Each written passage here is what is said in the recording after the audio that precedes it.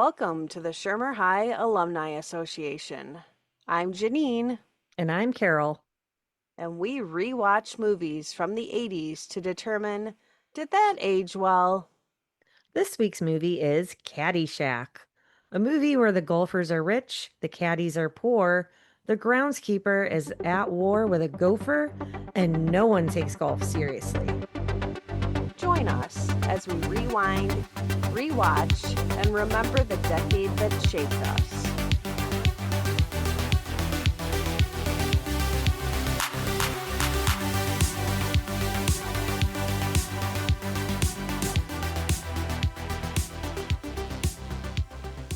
Good evening.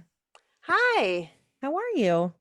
totally phenomenal. How are you? I'm doing well. We don't have Excellent. we don't have Kristen this week. No, because she's just like in Spain or She's something. like jet setting and whatever. She just ditched us. But whatever. Have fun. Yeah, whatever. How's your week been? Oh, totally phenomenal. Did you have storm damage? I was actually driving when that storm hit No.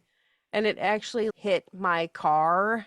Ugh. I was on, well, our listeners aren't going to know where this is, but I was on Tiedemann and I was heading towards the highway. So the storm actually came like across and like a bush came out of the ground because the wind was so strong and it hit the side of my car. And Ooh. like all of this debris started hitting the side of my car and it scared the crap out of me because the sky was completely black. The wind was so strong that my car was rocking back and forth, and I'm like, what do I do? And just then, that emergency alert comes on the Yeah. radio, and that noise always scares me. Yeah. And so it was like immediately seek shelter, get to your basement, get to a room that has no windows, confirm tornado, blah, blah, blah. And I was like, I'm in my car. What am I supposed to do? And I'm like, are you supposed to stay still in your car? Are you supposed to keep moving? What are you supposed to do? Right. And so I'm like, man, like I had just passed underneath a bridge, and I'm like, it probably would have been good to stay under that bridge. And I'm like, or would that be a bad idea? Yeah, you don't want to be a sitting duck. Right. And I'm like, okay, so you know what I should do is just keep moving. Well, you weren't far from home. So I'm like, I'm just going to go up and get on the highway. And I'm like, I'm going to call Tyler because he was awake, my son. So I call him and I think that's a terrible idea. I think you should just pull over. I don't think that you should be moving. And I'm like, no, I'm just going to go. I think I'm just going to go. This is scary as hell. I get on the highway and people are literally going 3 miles an hour Yeah, with the flashers on. Just, you could tell people were scared. And it's I just, insane. yeah, I just crawled home. Yeah. And when I pulled in my driveway, like everybody's stuff was all over their yards. I had this giant tarp in my yard. I had construction barrels in my yard. I don't even know where Wow. they came from. There were like milk crates in my yard. Our garbage cans were in the front yard. They were in our backyard, but now they were in our front yard. Our gate was ripped open. Like it was just a mess. Telling But you, it's Ming. I think so. Ming is merciless. Yeah, maybe we shouldn't have done that podcast. I don't know, man. We shouldn't have kicked up his dust. No, we, so what do we do? I'm not going to pray to him, but do we just Honor bow him. down to him? Okay. We, Yes, we love you. We we honor you. submit. Make it stop. We're sorry that you have green blood. Yeah. Um, Well, I'm glad you're did safe. you have damage? We got a flooded basement, so that's super fun. So Yes. that's what we're doing on our Easter. Oh, that's fun.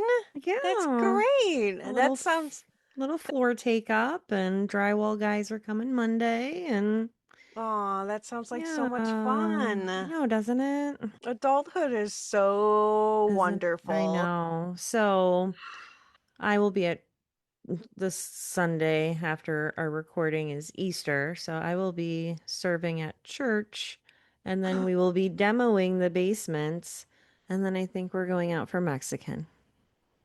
I think that sounds great. Right.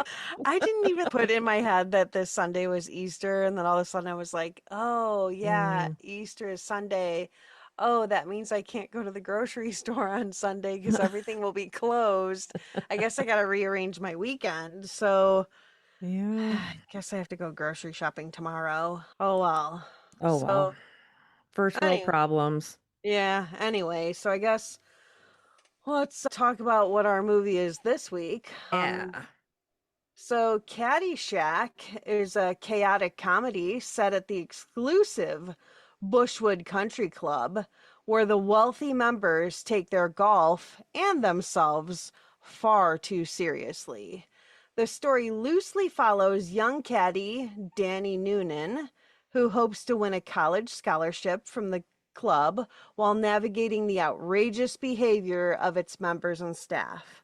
Along the way, the club is turned upside down by the arrival of a loud, free spending newcomer, Rodney Dangerfield, the laid back antics of smooth golfer Chevy Chase, and the increasingly unhinged mission of groundskeeper Carl Spackler, played by Bill Murray, who is locked in an absurd, escalating battle with a mischievous gopher tearing up the golf course. The film blends slapstick, outrageous one liners and golf course chaos into one of the most beloved comedies of the 1980s. Very true. So I'm gonna get into Chevy Chase. But before I do, little story is I was telling Lily, my daughter, about Chevy Chase. She's Chevy? Yes, Chevy. She was like, I was like, she's very confused by it. I was like, it's it's spelled like Chevy, like the car, but it's pronounced Chevy. And I guess I never really sounds thought weird, but about it, but it is yeah, kind of weird. yeah. It was like one of those like tilted dog neck things, like, huh? I guess. And do you know anybody else named Chevy? Right. Whoa. Weird. Thanks, Lily, And for bringing that up. so I don't, is that his real name? Well, Like, we did it. I mean, we've gone over him before, but I don't think we've ever seen that he's has a different or if that's short for something. I think he was born with the name Chevy. Hold on.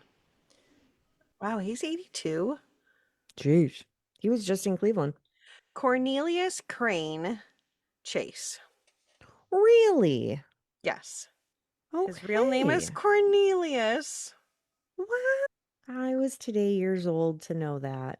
Me too. Okay. Well, Cornelius Chase plays Ty Webb in this movie, and he is the son of one of Bushwood Country Club's founders and owner of several lumber yards. Maybe he owns the lumber yard from Rad. Ooh. Oh, shit. Everything is connected. Plot twist. Whoa. So we've gone over Chevy's bio before, but here's a little snippet. He was born an American comedian, writer, and actor who became one of the defining comic voices in the 1970s and 80s. He got his big break as one of the original cast members of Saturday Night Live, where his dry delivery and physical humor made him a standout in the show's early seasons. His weekend update segments helped set the template for how the bit still works today. After leaving SNL, Chase moved into film and quickly became a major box office draw. He starred in some of the decade's most recognizable comedies, including Caddyshack, Foul Play, National Lampoon's Vacation, and Fletch. He is a goat, and his weekend updates are Oh my you can't God. even compare. Yes. So we also have Rodney Dangerfield as Al Cervic, a nouveau riche golfer and successful real estate developer. Jack Roy, who was born Jacob Cohen He was born November 22nd, 1921, and passed away on October 5th, 2004, who is better known by the stage name Rodney Dangerfield, was an American stand-up comedian, actor, screenwriter, and producer. He became a mainstay on late-night talk shows throughout the 1960s and 1970s, eventually developing into a headlining act on the Las Vegas casino circuit. His breakout film role came as a boorish nouveau riche golfer in the ensemble sports comedy Caddyshack in 1980. He subsequently starred in a string of comedy films such as Easy Money in 83, Back to School in 86, and Rover Dangerfield in 91. He took a rare dramatic role as an abusive father in Oliver Stone's satirical crime film Natural Born Killers in 94. Over his career, he released seven comedy albums, including his album No Respect in 1980, which won the Grammy Award for Best Comedy Album. He received a star on the Hollywood Walk of Fame in 2002. Health troubles curtailed his output through the early 2000s before his death in 2004, following a month in a coma due to complications from heart valve surgery. And we also have Ted Knight as Eli Smales, a judge who is one of the founders of Bushwood Country Club and director of the Caddie Scholarship Program. Ted Knight was born, yeah, I'm not pronouncing that, December 7th, 1923, and passed away August 26th, 1986. So let's try to pronounce that. Teduz? Taddy Views? Ladislaw. Lotus. Right. Close enough. Yes. He was an American actor known for playing the comic roles of Ted Baxter in The Mary Tyler Moore Show, Henry Rush in Too Close for Comfort, and Judge Elihu Smales in Caddyshack. He withdrew from high school to enlist in the United States Army during World War II. During the post-war years, he became proficient with puppets and ventriloquism, which led to steady work as a television children's show host. Knight spent most of the 1950s and 1960s creating commercial voiceovers and playing minor television and film roles. He received 6 Emmy Award nominations for his role on The Mary Tyler Moore Show, winning the Emmy for Outstanding Performance by an Actor in a Supporting Role in Comedy in 1973 and 1976. In January 1985, Knight was awarded a star on the Hollywood Walk of Fame for his contributions to the television industry. Knight passed away from colon cancer, which spread to his bladder and gastro tract in 1986 at the age of 62. Aw. Yeah. Oh, we also have Michael O'Keefe as Danny Noonan, a teenager who caddies for Ty and works under Lou. Michael O'Keefe, who was born Raymond Peter O'Keefe Jr. on April 24th of 1955, is an American actor known for his roles as Danny Noonan in Caddyshack, Ben Meacham in The Great Santini, for which he received a nomination for the Academy Award for Best Supporting Actor, and Daryl Palmer in the Neil Simon movie The Slugger's Wife. He also appeared as Fred, Jackie Harris's husband, on the television sitcom Roseanne from 1993 to 1995. O'Keefe's Broadway theater credits include Sideman in 98, Mass Appeal in 81, 5th of July in 80, and Reckless with Mary Louise Parker in 04. He starred in the play A Few Good Men in 92 with a national tour as Lieutenant Junior Daniel Caffey. O'Keefe has guest starred on Saving Grace, The West Wing, Criminal Minds, The Closer, Law and Order Special Victims Unit, Law and Order Criminal Intent, House, MASH, Ghost Whisperer, Brothers and Sisters, Leverage, Blue Bloods, and The Waltons.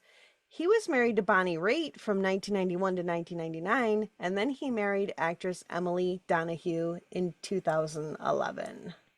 And of course, we have Bill Murray as Carl Spackler, a mentally unstable greenskeeper at Bushwood Country Club who was charged with the duty of ridding it of the gopher. We have also gone over Bill's bio before, but here's a snapshot. He was born in 1950 in Illinois, one of 8 children. Big Irish Catholic family. His sister Nancy is an Adrian Dominican nun. 3 of his brothers are actors, including his brother Ed, who passed in 2020. Murray got his comedic start at Second City, moving to SNL shortly thereafter. He has over 90 acting credits to his name, and he has been awarded a BAFTA, a Golden Globe, and 2 Primetime Emmy Awards. He's a goat too. Oh, yeah. And finally, we have Sarah Holcomb as Maggie O'Hooligan, Danny's girlfriend and coworker. Her first role was in National Lampoon's Animal House in '78 as Clarette DePasto, the daughter of Mayor Carmine DePasto. Following Animal House, she appeared as Maggie O'Hooligan in Caddyshack. Holcomb had been cast in Jaws 2 in '78, but was one of several teenage actors let go as that film went through many script revisions early in production. Holcomb struggled with mental illness and drug abuse. She was institutionalized for a period before stabilizing and retiring from the entertainment industry and avoiding publicity. The character of Dory Lawrence in the film Stateside, an actress who has schizophrenia, is partly based on Holcomb. So this was directed by Harold Ramis and written by Brian Doyle Murray, Harold Ramis, and Douglas Kenny, which is a stellar lineup for this. Mm, It was released on July 25th, 1980, rated R. It had a budget of only 4.8 to 6 million, which I feel is kind of low. I mean, it was a I golf mean, course. I guess like the characters, the actors, I should say, weren't huge at the time. Yeah, it was 1980. Yeah, so if it was a little later on, it would have been a higher budget to pay them, but its opening weekend it grossed 3.1 million. So bravo, you guys. And it Wow. grossed 39.8 million in the US alone and 60 million worldwide. Wow. Not too shabby. Wow, it did really well. It did. I'm very proud of you all. Yeah. So the shooting locations. So the film was shot over 11 weeks during the autumn of 1979. Hurricane David in early September delayed production. Golf scenes were filmed at the Rolling Hills Golf Club, now the Grand Oaks Golf Club, in Davie, Florida. According to Ramis, Rolling Hills was chosen because the course did not have any palm trees. He wanted the film to feel that it was in the Midwest, not Florida. Other locations include Fort Lauderdale, Hollywood International Airport, Boca Raton Hotel and Club. Bushwood Country Club was actually the Rolling Hills Golf Club in Davie, Florida.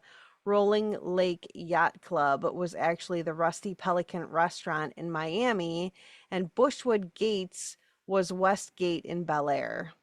The production became infamous for the amount of drug usage which occurred on set, with supporting actor Peter Burkrot describing cocaine as the fuel that kept the film running.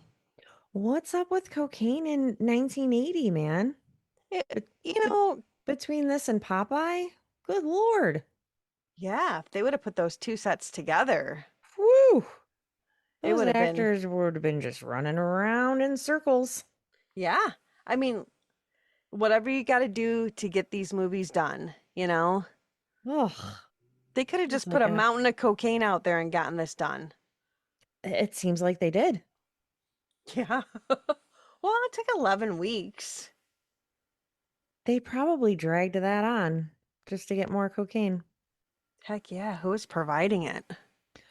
Man, it just must have been like an overflow of cocaine supply at that in 1980. That's just crazy.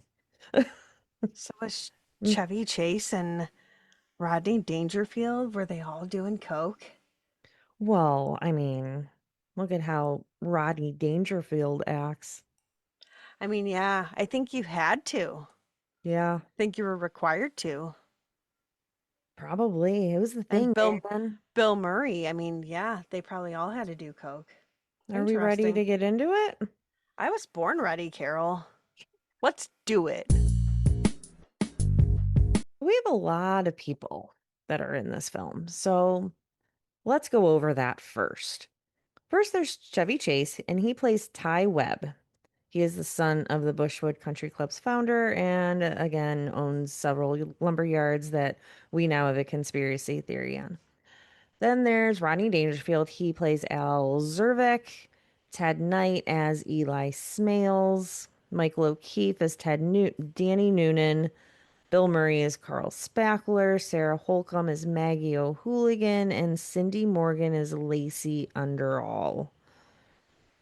So we begin this opening scene at a pristine golf. Let's go over that first.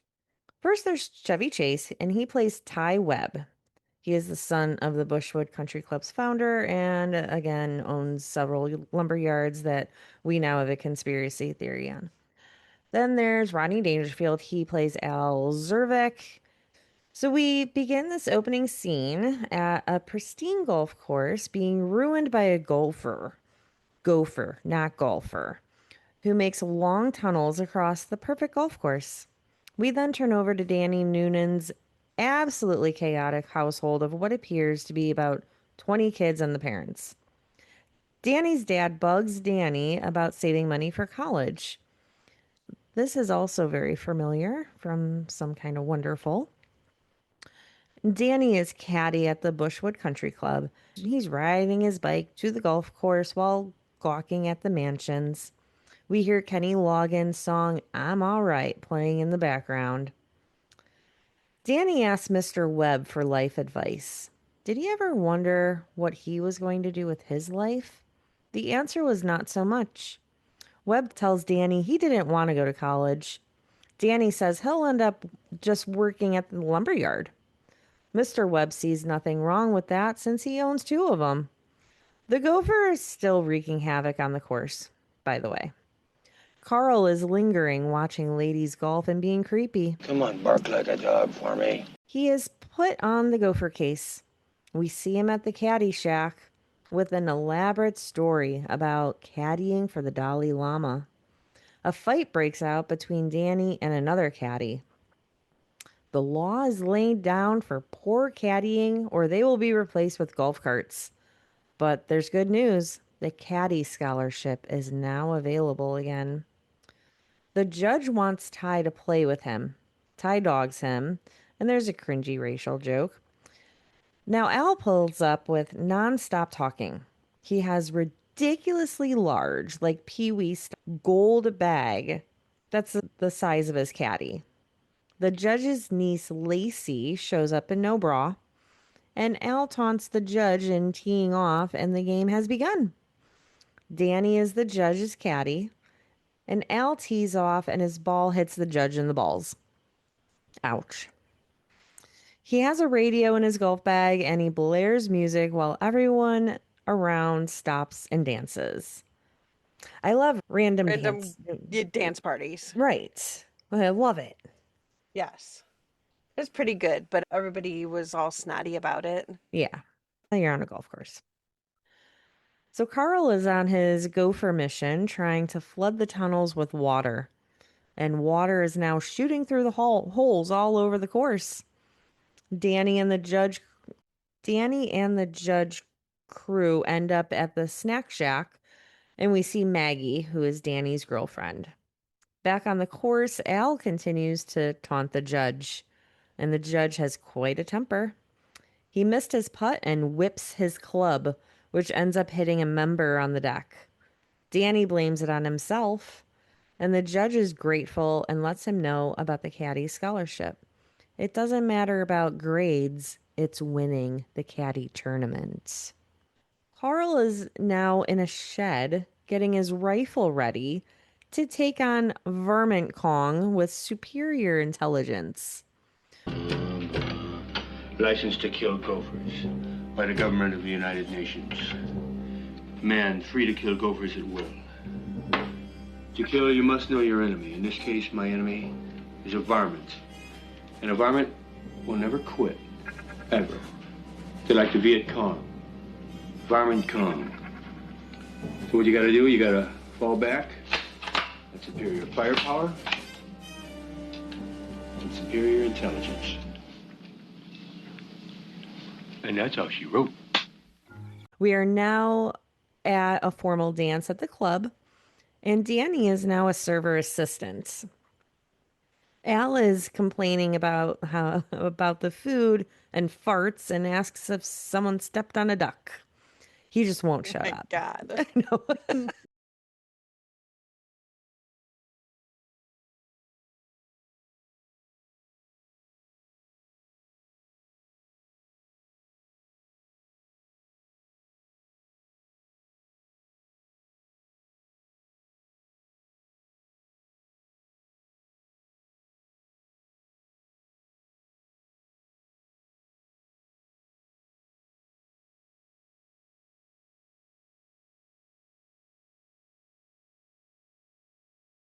Didn't Dad used to do that? Laugh and fart? No, there's something about Ask if someone geese. stepped. Oh, yeah. If someone, yeah. Yes. So he just won't shut up. And outside, the gopher is out, and Carl is camouflaging himself to catch it. We're now back inside, and Ty shows up at the dinner. Al and Ty meet each other for the first time. Lacey and Ty have a connection and muck it up. She still doesn't know what a bra is and asks if Ty wants to tie her up with some of his ties. Spaulding sneaks a drink, and there's a cigarette butt in it. Al gets the band to jazz up the music, steals the judge's wife, and Judge says he never wants to see him there again. Ty asks Danny why he wants to go to college and give a story about how a flute with no holes isn't a flute. A donut without a middle is just a Danish. Very profound words. We are at the caddy tournament, and at the final hole, Danny makes it. The judge invites him to mow his lawn for a few extra dollars. Then he can drop by the yacht club for his party. Danny and Maggie are about to do it. And then we see the pool is open, and the caddies are welcome at the pool from 1 o'clock to 1:15. And they run in full force. Can guys have a thigh gap like D'Annunzio has? Do you recall that? Yeah, apparently. The crazy thigh gap on this caddy. Yeah. Kind of creepy, but yeah. So everyone is synchronized swimming after gawking at Lacey diving off the board, and they knock over the lifeguard stand. So pissed off, the lifeguard dude. He's so mad at them. And the girl caddy was offered a baby Ruth. She tosses it in the pool after D'Annunzio tries getting it from her.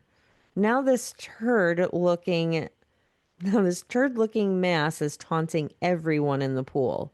Everyone flees like Jaws is in there, and the pool has to be drained and cleaned.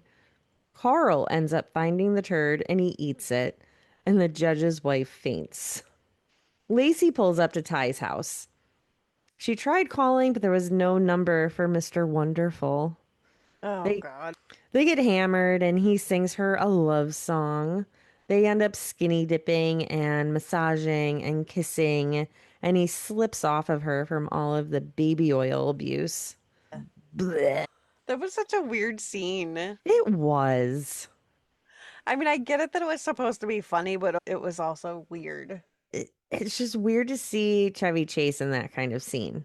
Yeah, because he's supposed to be funny, but he's also trying to be like sexy. I don't know. Yeah, it was a weird conundrum, Yeah, but I wasn't sure what to make of it. yeah. And then the part like when they go down the water slide into the pool, like they're naked, and Yeah. I'm like for a split second, you're like, oh, that's Chevy Chase and he's naked. Gross. Right. Well, now we're back at the yacht club and they christen the sloop, which is their sailboat, the Flying Wasp. Lacey asks Danny to get high, and the judge's wife christens the boat by breaking a bottle of champagne on it, but it doesn't break. It breaks off a piece of the boat. Lacey is sitting on Danny and licks his hand on his saliva line. Gross. Yeah, ew. Come Like, you on. don't know where his hand's been. Ugh. Yeah, you don't. What the hell is the saliva line? I don't know. Okay. Well, Al sees Judge in his binoculars and yells, "Hey, my buddy." He takes the wheel of the boat that he's on and heave-hoes it to the judge's boat. He causes a huge wake and mass destruction on the water. He ends up dropping anchor on the judge's boat. Lacey and Danny are doing things at the judge's house, and the judge gets home and catches them. He attacks Danny and ends up destroying his own room. The judge's wife wants Danny to loofah her stretch marks. Ew. I have never thought of asking anyone to loofah my stretch marks. Is Yeah, that a thing? That's a weird thing to ask. Does that feel good? Don't- I don't know. I don't know. Well, we'll leave that to her. So now Carl is in his own little world, being in Augusta, being a former greenskeeper, about to be a master champion. The judge wants him to caddy for him before the rain comes, and they golf in the rain, and he plays the best game of his life. Lightning happens to strike his club. Maggie finds Danny napping in the caddy locker room. He slept there, and Maggie says that she's late. Not as in being late to work, late as in menstrual late. So Danny says that they'll get married, and she doesn't want to. The baby might not be his. Some dude arrives and says the judge wants to see Danny. Judge doesn't want loose talk about his niece's behavior. He thinks Danny can still be a gentleman one day. Oh, shucks. Thanks, dude. Yeah, whatever. Yeah. And he says, "What do you stand for, Danny? Oh, goodness or badness?" Danny wants to be good. The judge calls him Mr. Scholarship Winner. That's like a weird situation. Yeah, like what? I don't understand why he gave him the scholarship. Right. Was it to shut him up about how Lacey's a whore? I guess. But like he could have played it both ways. He could have been Right. like, you slept with my niece, you're out. I'm giving it to somebody else. And Danny would have just walked away with his tail between his legs. But Right. instead he was like, "Oh, well, I know my niece is a whore, so I'm just gonna give you the scholarship." Right. I don't, I, maybe the other caddies just really sucked. I guess. I Danny mean, might yeah, be the only one with like a potential, prospective potential future. I don't I know. guess. But yeah, it was a weird situation of, okay, well, why am I the scholarship winner if I just He's the only option. banged your niece? Well, isn't that a form of prostitution? Oh, maybe. Oh, Yeah. done. Wow. We'll have to ponder that one. So now Al shows up in a lounge and the judge tells him he's overstayed his welcome. Al says maybe he will buy Bushwood Country Club. Maggie is dancing around the golf course In her and nightgown. in her nightgown. Yes, in her moo in her moo, Yeah. which looked very comfy. Wouldn't mind having one. And Danny is randomly there. He just Is he randomly just shows up. standing on a dark golf course? Right. It is nighttime. He's just She's standing there? prancing around like she's in The Sound of Music. And Danny just randomly comes up to her. I think he was just standing there, not moving. Just Right. Like the timeline, standing. the continuity of this is just not there. Yeah, Like, it was why? real weird. Like, why are they even at the golf course? Does she live there? I think she does live there, but he doesn't. He lives with his He definitely does 800 not. siblings. I Where the hell did Danny come from? I I don't don't know. know. Does Yeah. he like hang out there all night with the other? I don't. Is this like Maybe Dirty Dancing where they all live on they're like during sites? this, like maybe during the season they live there. Yeah, or like the Irish Nantucket boys. Ooh, Like they just maybe. like import. I don't know. But I he don't know. lives close enough that he could just go home at night. Right. So I didn't. This scene is a mystery, obviously, to us. So I don't know that we'll ever have answers, and I'm sad for that. Yeah, I don't know. But regardless, Maggie's in her moo dancing like she's in The Sound of Music, and Annie is randomly there, and she says she's not pregnant, and they rejoice and whatever. Yay. Yay. So now Al challenges the judge to 18 holes for $10,000 or teams for 20,000. Ty wants no part of it. Ty does not like publicly golfing. The judge gives a sob story about Ty's dad. So Ty wants no part in this 18-hole competition. The judge gives a sob story about how Ty's dad and him built the club together and he ropes Ty into playing. Ty makes it a $40,000 bet and also says that his dad never liked the judge. He seemed Mm, very satisfied to tell him that too. And now we see the gopher is spying on Carl, who is making clay gophers. And the gopher gets very scared when he sees Carl smush one. oh, This gopher has so much personality. Obviously, we know it's animatronic, but it's still pretty funny. it is funny. So now we see Ty is night playing and launches a ball into Carl's shed. This is a very rare Bill Murray Chevy Chase scene because in our research, we saw that we have read in multiple places they did not get along. Yeah. So this is a very rare scene of Bill Murray and Chevy together. And Carl ends up giving Ty advice on how to beat the judge, which I thought was very nice of him. Yes. He's a very observant, special man. So he's always looking around at what's going on and he knows how everyone plays their game. So now Al and Ty arrive at the course, on the course, Yes. literally drive on the course. And Danny is the judge's caddy for this competition. Ty wanted Danny. Oh well. Now there's rumors going around about them playing for $100,000, and the employees are going around taking bets. Carl is trying to lure the gopher with his clay squirrel on dynamite. Au revoir, gopher. Al is playing the worst game of his life, and the bet is now 40,000 apiece. The gopher sees the bomb squirrel and he takes off. So he is going through his tunnels and he is running away from this bomb. Al ricochets a ball back onto himself and claims he can't play. They pick Danny for his substitute. So now Danny is in the competition. The judge is pissed.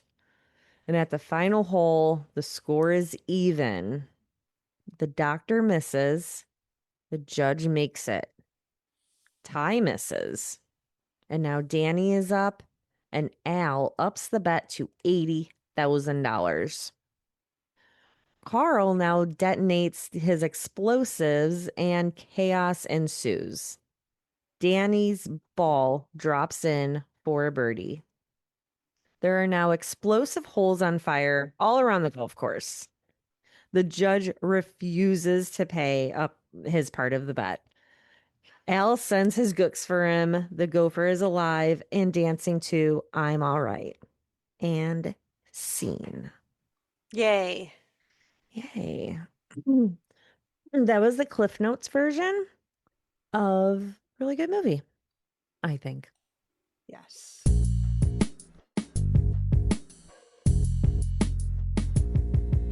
So IMDb gave this a rating of 7.2 out of 10, which kind of corresponds with the tomato meter being a 73%, and the popcorn meter is a little higher at 87%, but Metascore is also 7.2.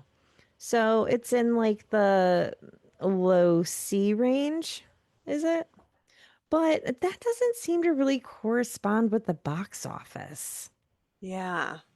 Like you would think that with that kind of box office, it would have much more favorable reviews. I don't know.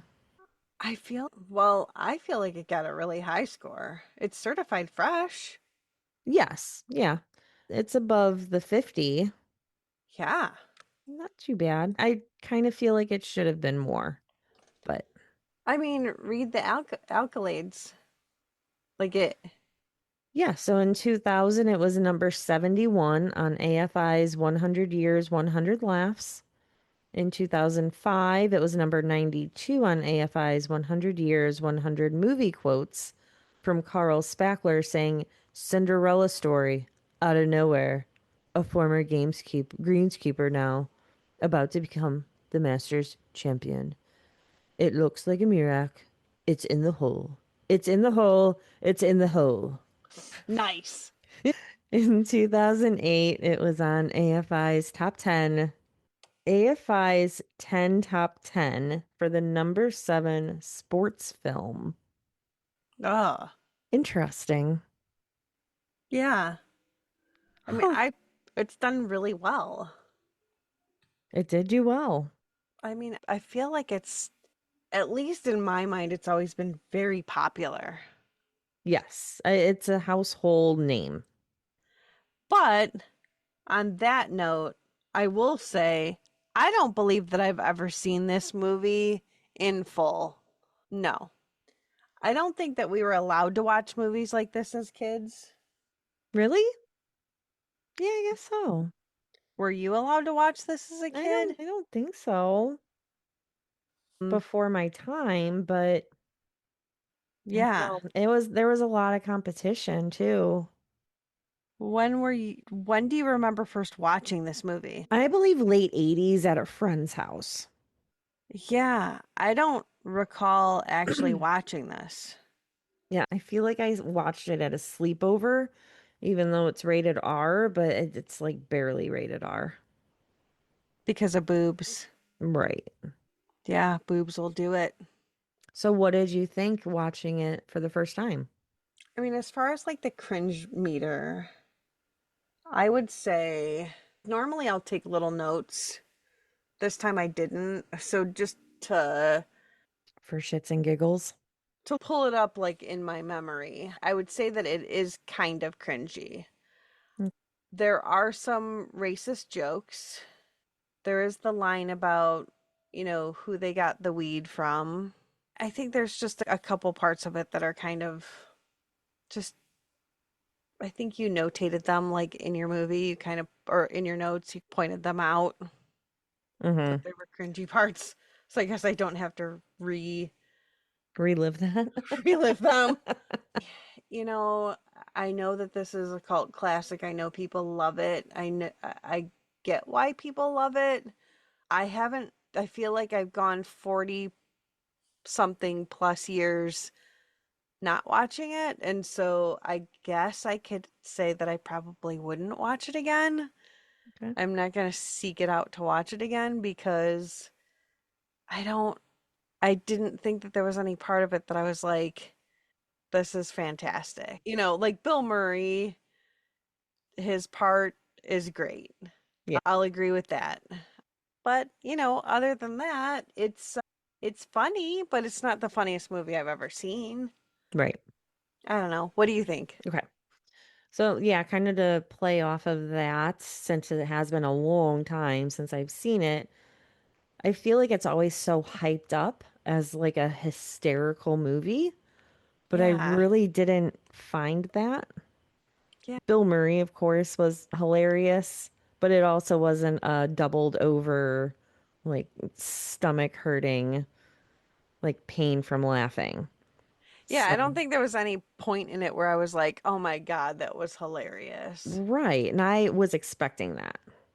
Yes. Everyone just amps up this movie so much for being so funny, and it has funny actors, but like Chevy Chase wasn't funny in it. Bill Murray was the comedic relief, and at one point Rodney Dangerfield just got on my nerves. Yeah, I mean, and again, maybe it's because we are 40-something-year-old ladies that like I don't think farting at dinner is funny. Right. Maybe people think that's funny. I mean, okay, I'm sorry.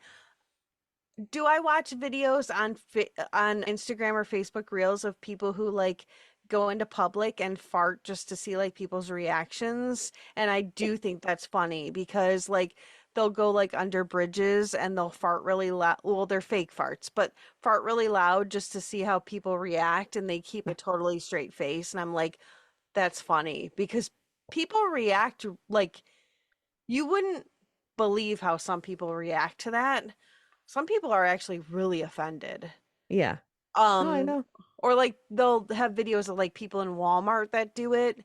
But like in this movie, especially Yeah. because it was Rodney Dangerfield, I Well, don't, yeah, and I guess, you're a real estate investor at a country club dinner, like a formal yeah. dinner. Like time and place, bro. And I mean, I will say his outfits were iconic. Yes. I would wear those. Faux I, show. but, I don't know. And did people find him funny in the 80s? Oh yeah. So people actually Yeah. thought Rodney Dangerfield was funny. And this was his debut. And then he went on to quite a bit. Yeah, maybe I don't get it. Maybe because there just wasn't a lot of options for funny people. Maybe. Yeah. I So don't with know. that, I'm also going to give it a kind of cringe because I'm kind of sick of how these women are Yeah, characterized in these movies. And now I'm trying to decipher if cringe is equivalent to my awkwardness because I don't like intimate scenes and that makes me awkward and therefore cringy. It's my I personal think, opinion. yeah, I think it could all be the same. Yeah. So between these women, and again, I'm generalizing a whole bunch of films we've done, but why are we, there are constantly whorish women in these movies and boobs. Yeah, Like, come on. I guess to appeal to men. Yeah. So if for that and the racial jokes, yeah, I'm going kind of cringe.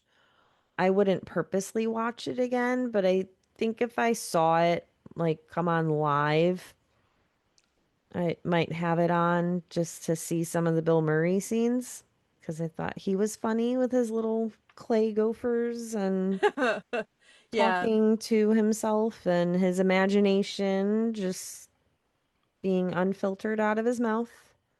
I thought that was pretty great. So that is my verdict.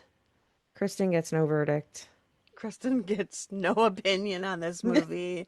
Sucks to be Because, you, Kristen. yeah, you get no opinion because Spain. No opinion for you. Oh, yeah. Sorry, buddy. So, yeah. Well, there you have it. Caddyshack. Remember, life isn't about winning at golf. It's about outsmarting the gopher. And spoiler alert, the gopher usually wins. Thanks for joining us at the Shermer High Alumni Association. If you had as much fun as we did, hit follow, leave a review, and share this episode with your fellow 80s movie lovers. Until next time, be kind and don't forget to rewind. Bye. Bye.